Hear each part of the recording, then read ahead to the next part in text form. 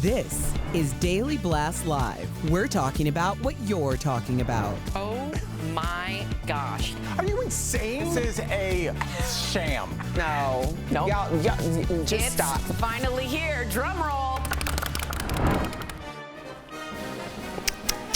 Do, do, do, do, do, do, do, do, do. Welcome to Daily Blast Live. Happy 4th of July. Yeah. Tori's got her red shoes on.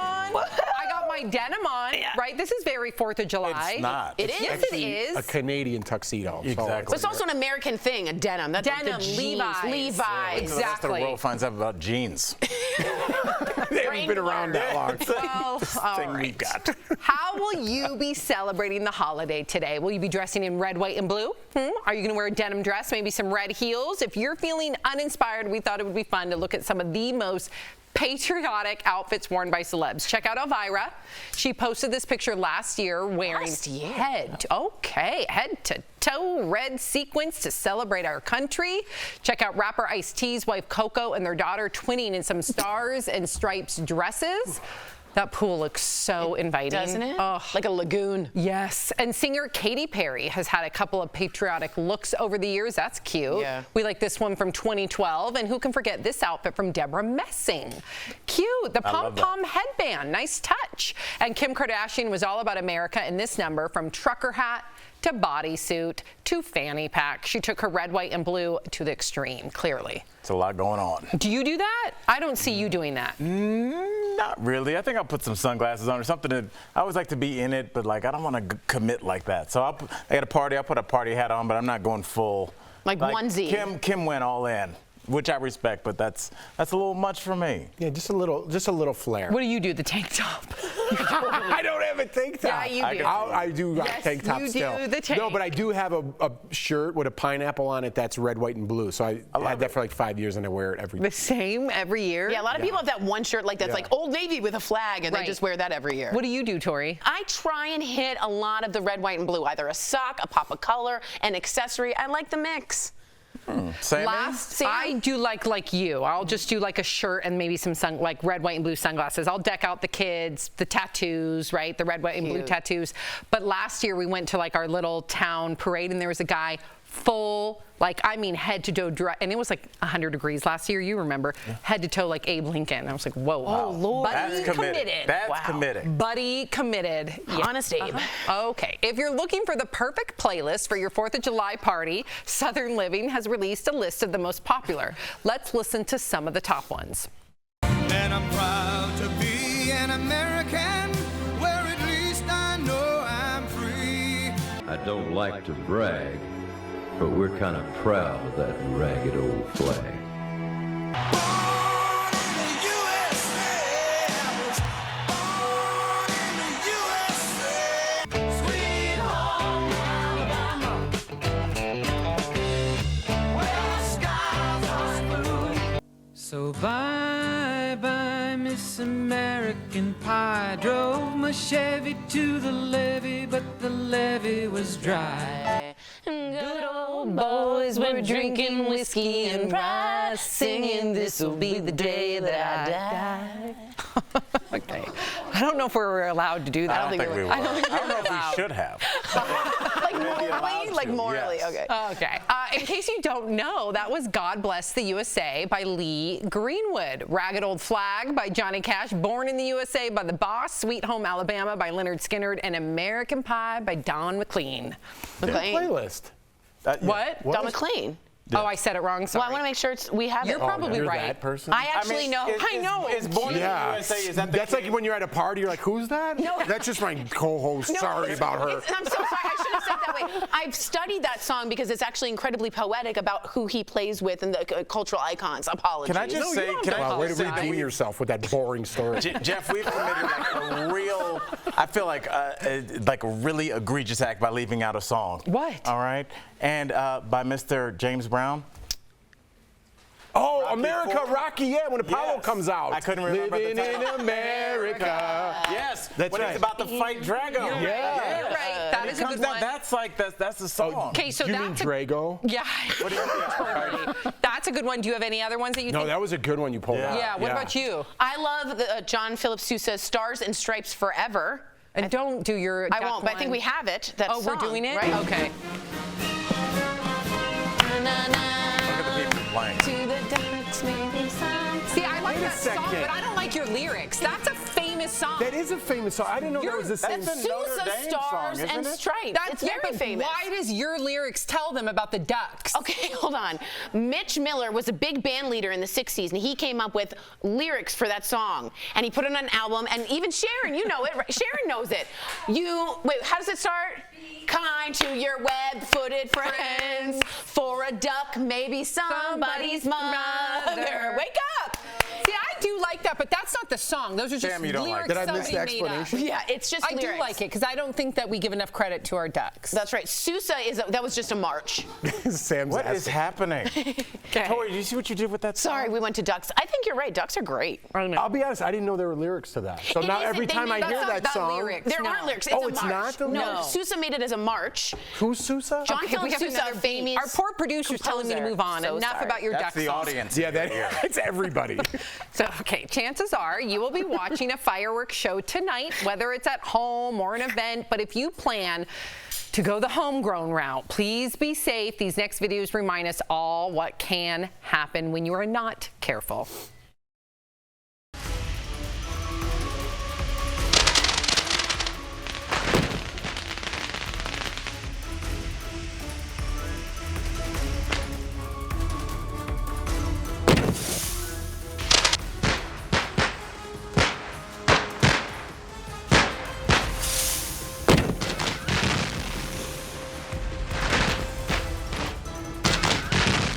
Instant time. Wow. I get scared. I do. I love watching the big, giant celebrations, but you know, in Santa Cruz, everyone's doing it in their driveways and on the beach, and it's a war zone, and it's scary, and people get hurt. The next morning, every year, we find out, oh, so-and-so got hurt, that person got hurt. Last year, Sophie was terrified, the homegrown ones. Dogs as well. But yeah, it's also a weird thing that a lot of our holidays, we also combine alcohol. Yep. And when you combine alcohol and explosions and like, oh, this is like just 4th of July is like the only holiday where somebody goes, watch this. And you just know it's going to be bad. Totally. So like, be safe. You know, if you're going to be drinking, that's cool. Have somebody that's not drinking like myself. I'll handle the fireworks. That's right. That's a good point. You know what country invented fireworks? Who? China. Interesting. Yeah. And nobody wants to see your pictures of your Yeah, don't take video fireworks. of the fireworks. Nobody's going to see that. your pictures of I your don't wanna see that. fireworks, Jeff. But you share that, Tori, little insight at your next holiday party. Yeah. Coming up on DBL, his songs are the ones you can't get out of your head. Country superstar Darius Ruckers joins us next. But first, what are you grilling today? We've got a last-minute recipe from our favorite chef. Stay with us. Closed captioning provided by All over the internet, people are talking about the ramifications of overturning Roe v. Wade. And in vitro fertilization, or IVF, is something even fertility doctors claim hangs in the balance. We spoke with 3 legal experts to find out why and how IVF could be impacted by overturning the decision. About IVF treatment. A person looking to get pregnant is given medication to help stimulate the ovaries to produce several eggs. With the help of an embryologist, these eggs are retrieved from the ovaries and combined with sperm, creating embryos. Typically, one is transferred back to the uterus in hopes that it becomes a pregnancy. As for the other embryos, they can be frozen, they can be donated, or there's also the choice to destroy them. if Roe is overturned, states can then enact or enforce laws declaring life begins at fertilization.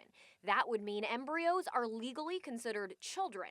If embryos are defined as children, our experts say that would redefine how the IVF industry works and limit what prospective parents, physicians, and embryologists can do. With frozen embryos, would that person be required to donate those embryos to somebody else? Would the person be required to use them? When testing embryos, some of these would lead to horrific pain and agony for children if they were born, and they're intentionally being selected out right now. But what happens if every embryo is a person? What right does anyone have to decide that some are better than others? And while taking care of embryos, there have been a small number of tank failures in this country, and couples have brought wrongful death claims, and the courts have routinely dismissed those cases. But if that changes, then the liability becomes criminal. Our experts say this risk of liability can have lasting impacts on the IVF process. It's important to note, in the leaked draft, Justice Alito says he's specifically only addressing the right to an abortion. But without Roe, it's possible states adopt their own more restrictive laws. It's a scary domino effect that could happen. So we can verify, while overturning Roe v. Wade doesn't directly address IVF, our experts say it's possible that state laws could make the process more difficult. With your Verify, I'm Abby Larico.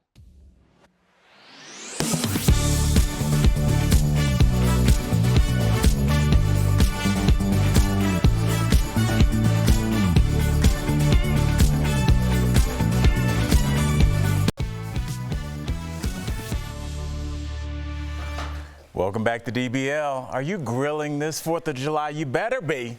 And if you're tired of burgers and hot dogs, check out what my boy, our boy, Mr. Chef Gennard suggests you do. Level up. Take a look. This is one of my favorite weekends, and I love being with y'all. And, you know, traditional. Traditional weekend, hot dogs, hamburgers. Nothing wrong with it. Good for you. But everybody wants to level up a little bit, Chef. I just want to level up just a little bit, you know. So how do I level up on my 4th of July, but still keep it real? Because I want to talk to my people. I don't want to be running back and forth with hot dogs and hamburgers, because, you know, you got to watch your grill. You don't want to burn them. You're right. And the best thing about leveling up is spending in quality time with the people you love, but you want to give them a great meal so they can continue to love you. Yes, sir. And that's why we're going to do a spatachok chicken. And what that is we're going to take the backbone out of it. And then we're gonna make a butter herb paste to go over it. Very simple. So what we're gonna do is you always wanna start by removing the backbone out of it.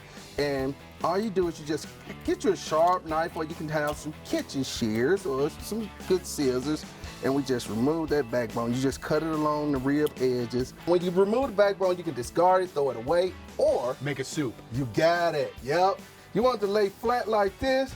Yes, sir. After it lays flat, you just boom, give it a nice press. You heard that? Yeah, I heard that, yeah. Now she's ready to rock and roll. Okay. So Chef, this cuts down the cooking time too, right? Yes, cuts the cooking time in half, cooks evenly, nice beautiful crust on it. Now it's all about that paste. Couple of things you need: butter, smoked paprika, garlic powder, oregano, coriander, brown sugar, garlic, onion powder. Then we add a little olive oil to it.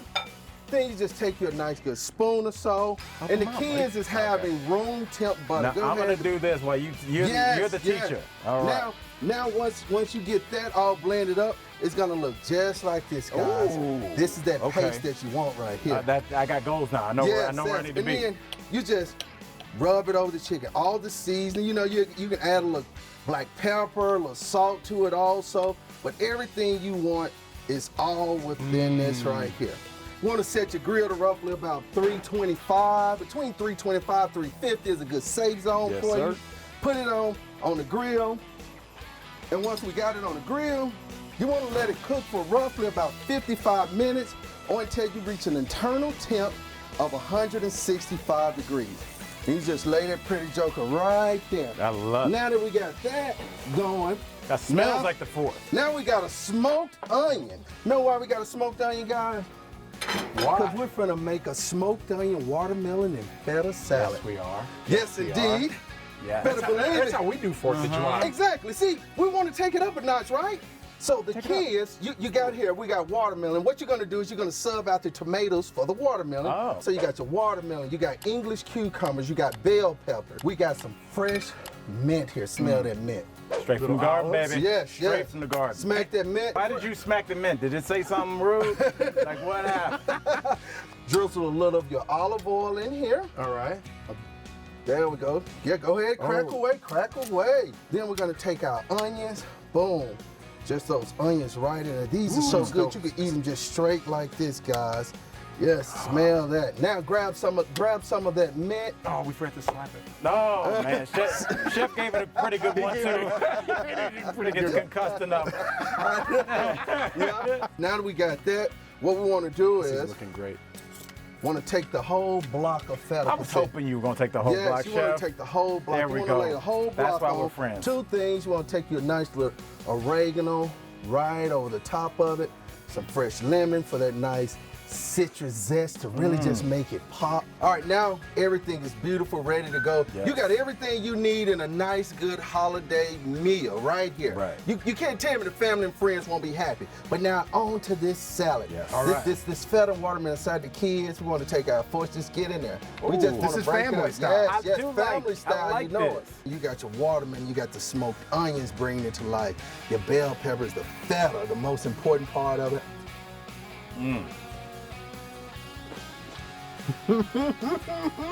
I'm just happy. It just makes me happy, man. I love it. I think we started a new tradition here. There it is. Because that taking away the tomatoes, which I'm not really fond of, I'll eat them. You throw in watermelon with the mint, that's a summer jam. Now look, it's time to grab some of the chicken. Look, and the thing is, whenever you do that chicken right on the grill, check this out, guys. Check this out.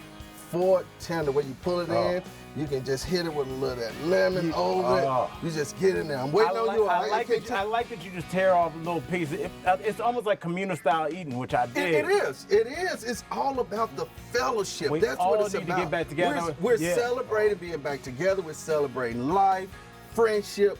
What's more important than that? Right. And food is always the focal point of it. Love you, gentlemen. Love you. Cheers. Cheers. All right, guys, for our full recipe, go to Daily Blast Live website. It doesn't get better than this, huh? Jeff, I'm sorry, I got to go full drumstick. Just pull it. You know how it starts off. We all eating this together, and then Alex takes a full drumstick. We're about to get after Chef Gennard, you are the best. We appreciate You're it. the best, my man. Look how tender it is. Look, you got the bone, but not the Falling meat. off the- Come on. I think this says enough right here. Oh, Chef. All right, while we Done tear it this again. up, we'll be right back. Thanks, y'all. The term inflation has likely blown up in your vocabulary as of late, with seemingly everything getting more expensive. Recently, there's been a lot of talk about how the Fed is raising interest rates to lower inflation and concern it could go too far. Let's verify. Can raising interest rates curb inflation? Our sources are the Bureau of Economic Analysis, the Federal Reserve, and American University finance professor Jeffrey Harris. Baseball cards, cryptocurrencies, all sorts of assets have gone up in price. He says partially because of economic disruption due to the COVID-19 crisis, and partially due to trade issues with the war in Ukraine. The economy is, quote, overheating. The Federal Reserve Bank of Cleveland explains online that when inflation is too high, the Fed typically raises interest rates to slow the economy and bring inflation down. Higher interest means it's more expensive to take out a loan for things like getting a new car, starting a business, or buying a home. One way to try to tame that inflation is to raise interest rates. You raise the price of borrowing in the economy to try to cool off the spending that people are making. So we can verify, yes, raising interest rates can curb inflation, but that doesn't mean it will. But it's a complex interaction of forces that happen. One of the features that the Federal Reserve tries to assess is whether it's going to slow the economy by too much or by how much. And that's not always a straightforward answer. Many economists agree the U.S. is in danger of entering a recession. Technically, the Bureau of Economic Analysis could call any slippage in economic activity a recession, but the most widely accepted definition is 2 consecutive quarters of negative GDP growth. The first quarter of 2022 was negative. Will changing the interest rate help us avoid a recession or drive us toward one? That is the billion-dollar question. The impact of government policy in particular is not always the same. Even doing the same thing doesn't always result in the same outcome. With your Verify, I'm Abby Larico. Welcome back to DBL. He is one of country music's biggest stars, and let's not forget, he was also the frontman of the Grammy award-winning band Hootie and the Blowfish. Take a look at our very funny interview with Darius Rucker. Please welcome to DBL the incredibly talented Darius Rucker. Oh, yeah. Absolutely. What's up? Hey, you guys. So, Darius, you've been to the Super Bowl more than a dozen times, and you just got back from this year's game. What did you think of the halftime show? It was great. It was, you know, I watched so many people relive their childhood right there, you know, and it was great to watch. And the testament to Dre that he produced all those big hits. And I thought it was one of the greatest of all time. Yeah, you're in agreement with all of us. We all loved it. We ate it up. We wanted more. Now, fellow country star Mickey Guyton sang the national anthem. How do you think she did?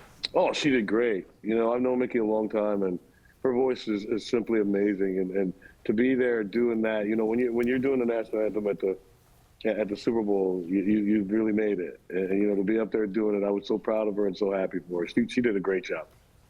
I feel like I really made it because I'm interviewing Darius Rucker. I'm very excited about this. Very excited. So I have an interesting story that me and Sam and we want to hear the answer to. Yes. Hootie and the Blowfish started after a fellow student heard you singing in a dorm room shower. Do you sing all the time in the shower? Oh. And who was this person who found you? Yeah, how did a teenager discover you? Tell us. I sing in the shower all the time, and it was probably like 10 o'clock in the morning. I really thought everybody was in class. And so we had the big prison showers, you know, just 6 heads, no curtains. Oh my God. And so I was in there taking a shower, and I didn't think anybody was there, and I was singing Billy Joel's Honesty to the top of my lungs, you know, because it sounds so good in the shower. And when I came out, Mark Bryan, who's the guitar player at Hootie, was standing there, and he was like, "Man, was that you singing?" And I was like, "Yeah." And he asked if we wanted to get together and see if we knew any of the same songs. And I said, "Sure," and we did, and we knew a lot of the Blowfish started.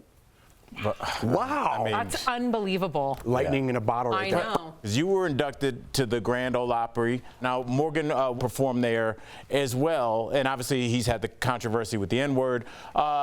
Just in your opinion, do you think that they should have let him perform? You know, I think what Morgan said was every bad adjective you can say was wrong. I told him to his face, I thought it was stupid. It was dumb.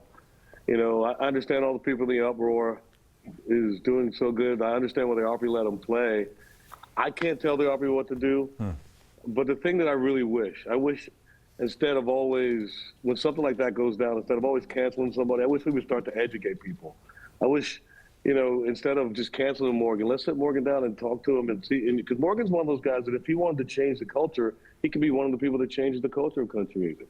Well said. We like to do that here. We appreciate your transparency. But between Hootie and the Blowfish and your solo career, you've toured for over 30 years. Wow. What's the scariest thing that happened to you while on the road? Oh goodness. This was a long time ago. We were playing this show. I think we were in LA or something. We're playing the show, and we're backstage after the show, and I look over and there's this guy, and he's in his mid-20s, and he's got on a 3-piece suit, and it's all white. I mean, white shirt, white vest, white socks, everything's white shoes. And so everybody's talking, he's standing by himself, and I walk over to him and I go, "Hey man, you know, nice to meet you, what's your name?" And he just looked me right in the eye and said, "I'm your guardian angel." What? And so, man, I freak out, right? Because I believe, you know, I'm freaking out. And it goes, so I tell everybody, and, you know, he sticks around, but then he leaves. And so about a week later, we're playing in Vegas at the Hard Rock. And there's this area in the Hard Rock that you can't get without a pass. It's very private. It's only for the bands. And we're walking in to play the show. And I open the door and I turn and look, and he's standing right there. And he said, "I'm still watching you." And I ran like a little girl. Wait. Wait, first of all, Darius, did anybody else see him? Is he a real guardian? Oh, yeah. Good question. That was a great question. We were having fun. We weren't having that much fun.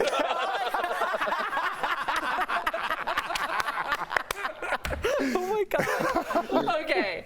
Wow. That I did not expect that at all. Good luck with everything. We'll be right back. Thanks, Darius.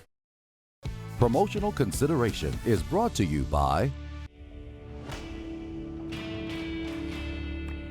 This gas price saga is stop and go. We have slowly pumped the brakes on record-shattering prices, but been unable to roll the burden to a stop. As fuel analysts warn of a very expensive summer, let's look at another so-called gas hack to save money.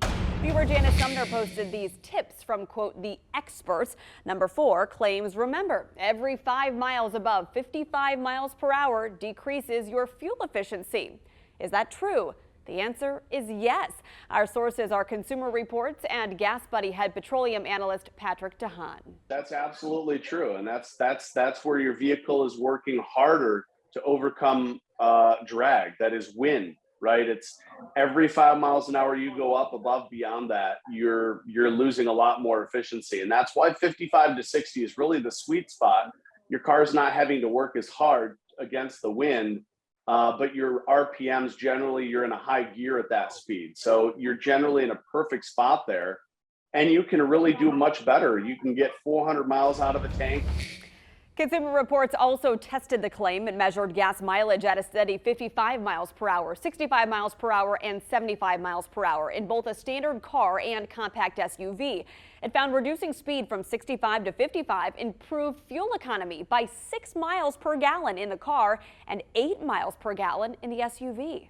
You don't have to go 70. You don't have to go what the speed limit says, right? There's minimums posted, but 55 to 60 is the sweet spot for most vehicles. And be mindful of what your car is carrying to your summer road trip. Consumer Reports found at highway speeds, more than 50% of engine power goes to overcoming aerodynamic drag. Adding weight to that, even from an empty roof rack, slows down your fuel economy. In conclusion, yes, the gas hack claim is true. Going faster than 55 miles per hour reduces your fuel efficiency. You'll save money if you slow down.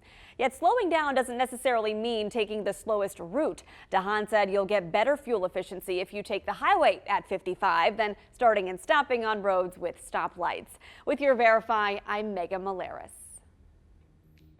Customers are complaining that it's really hard to find Sriracha, the most popular hot sauce brand in the United States, according to a recent Instacart report. But is there just a shortage of the popular sauce, or has it been discontinued altogether, like some fans claim? Let's verify using these sources.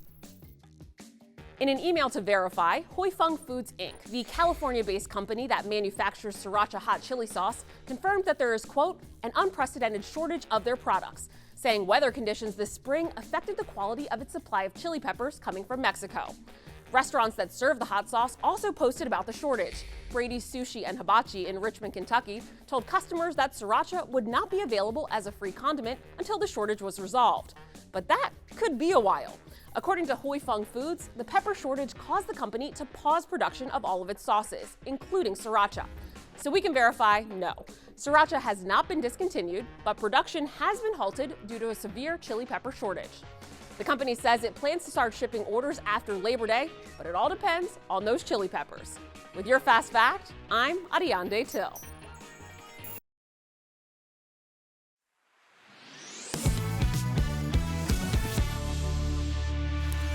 Welcome back to DBL. We love sharing your comments. Tori, what you got, girl? All right. Brandon Allen on YouTube says Tori is the best puns, better than Al's. Not That's not a real person. Tori Courtney, is this real? Is this real? Courtney? It is real. She said it's real. She sounded like somebody was like holding her hostage back for sure. I'd accepted it like I'm not a pun person, so yes. Okay. I give you the pun. Tori just gets them from Rob, our camera guy. Let's no, be real. he gets them from me. Ooh. Oh, Rob's not even here. Right, look over there. Okay. Go ahead, Tori. It's still Dave you. Case on Facebook says best entertainment show on TV. Honestly, the cast is all great. I like how they get along, even if they don't always agree with each other. I think it'd be weird if we did. I agree. Yeah. I agree. Okay. DBL's new every day. We'll see you soon. Bye, guys. Happy 4th. Woohoo! America.